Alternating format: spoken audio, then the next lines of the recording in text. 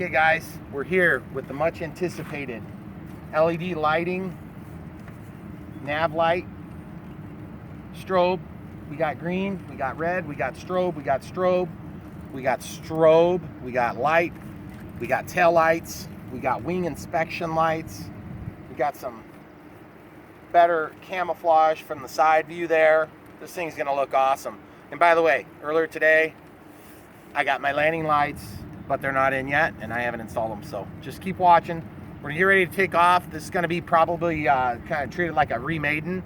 Currently, I'm running the flight pack as a 2200 milliamp 3S 60C, just like I have been running the last whatever.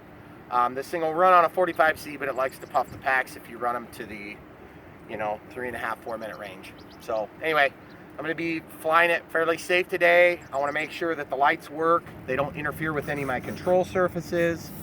If I have any issues with that, I can take this and I can run it off of a secondary 3S battery. I designed it in that way. So anyway, keep watching. We're going to get a dark video later. As the sun crests over the hill, we're probably going to go ahead and shoot a video too. So just keep watching. There'll be a few of them tonight, hopefully.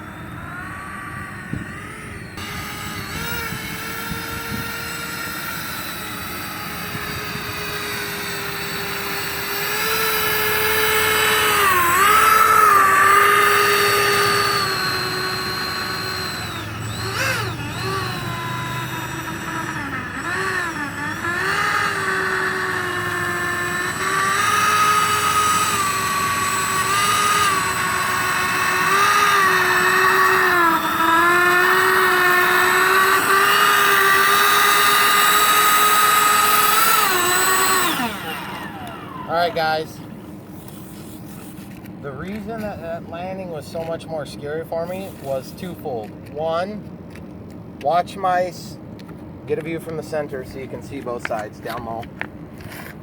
Watch the deployment of slats. You need to get lower. You guys see on my right side over there, they're not coming down properly. So when I deployed my flaps, it was making the plane tip. So that's number one. Number two, we're just a little bit more nose heavy now than we were because the battery and the bundle of wire that comes up and goes up to the nose. Throttle cuts on and tested. By the way, I ran that pretty much right to the end of the timer. So what I need to do is on my next flight, and you guys see this, let's get views of this real quick. We'll just pull this flight pack back just a touch to help counter that nose heaviness. I mean, I don't mind a nose heavy plane. I do mind a tail heavy plane. But we'll just pull that thing back just a touch so that it's a little bit further back. And you can see I can unplug the strobes or I can unplug the nav lights. There's a bundle that goes all the way up here. All the way up here. And then this is how I unplug my lights. Just a regular 3S connector. And I can also go JST straight into either of these two. So I can run the strobe separate from the nav lights or whatever. I didn't have any noise at all. I didn't notice anything out of the ordinary there. I also didn't tap my XT60, and I did that for a reason, just because the UBEC takes off right here, and then they split to go to the two ESCs. And I was just nervous. There's just a lot going on there. It's really easy to, you know, think you got a good, nice solder joint, and then it turns out to be cold, and then your plane crashes as a result. I'm not willing to compromise that right now, so we'll come back to that later on. And then just for your guys' understanding, this 60C Turnigy is warm.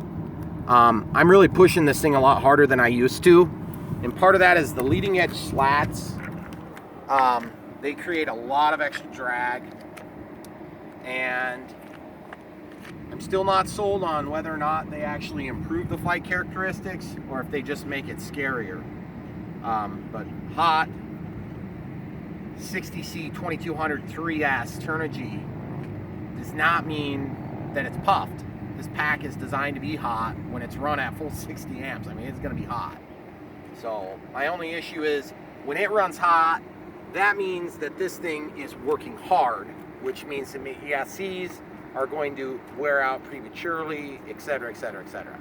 If I go up to 4S, I reduce the overall current output, and then because there's more voltage to produce the same thrust. Secondly, I need to figure out why this is catching on the throw. I'm not sure why. Before we get ready to do the next flight, maybe I can make an adjustment in that control horn to get those things to deploy properly, and then it should fly okay.